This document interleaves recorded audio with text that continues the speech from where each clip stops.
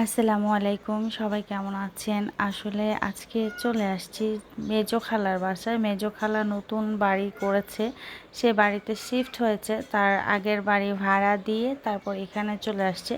বাড়িটা এখনও পরিপূর্ণভাবে গোছানো হয়নি, শুধু আসছিলাম খালাকে একটু দেখার জন্য। কাছেই বাসা একদম। সে কী অবস্থায় এসে আসতে দেরি, খালা তাড়াতাড়ি করে ফ্রিজ থেকে মুরগি গরু মাংস নামিয়ে রান্না চড়িয়ে দিল। তারপর হচ্ছে পোলাও রান্না করছে। আসলে মানুষ যে বলে না মা খালাদের ভালোবাসার শেষ নেই, সত্যি কিন্তু তাই। আমি কিন্তু 12:30টার দিকে আসছি, আর ওই টাইমে আমার খালা দেশি মুরগি ফ্রিজ থেকে নামিয়ে আমাদের জন্য রান্না বান্না করে ফেললো, সাথে গরু মাংস পোলাও। আসলে এমন খালা পাওয়াও হচ্ছে ভাগ্যের ব্যাপার।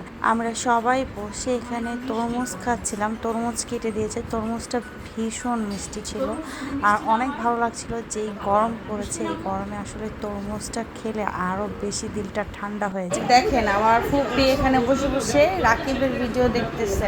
আয় ফুপি, এদিকে তাকাও। আয় ফুপি, কি দেখতেছ? কোথায় আসছো? দাদুর বাসায়? আয় ফুপি, কোথায় আসছো?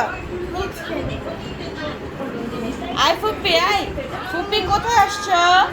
তাকাও ফুপি, কোথায় আসছো ফুপি? তাকাও। মেজো দাদির বাসায়?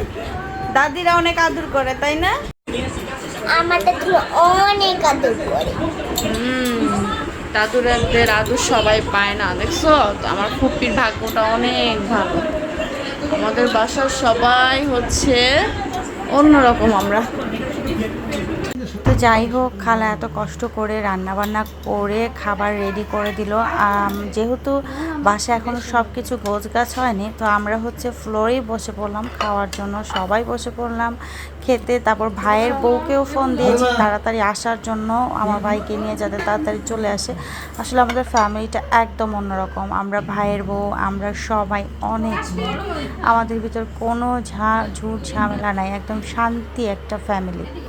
আর খাবারগুলো এত মজা হয়েছিল, বিশেষ করে দেশি মুরগিটা খেতে বেশ ভালো লাগছিল, সাথে গরু মাংস। ওফ, কি যে দারুণ! আমার মা খালাদের হাতের রান্না সুপার।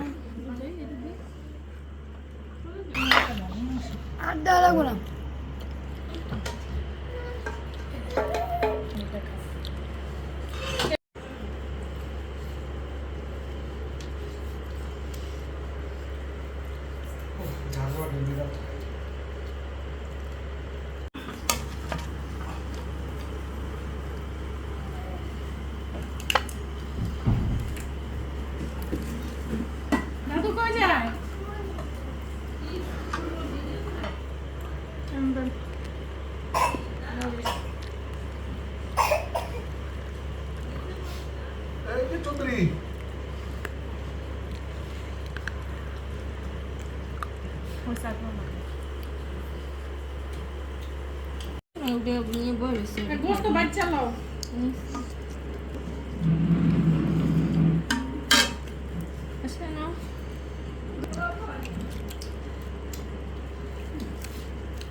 ল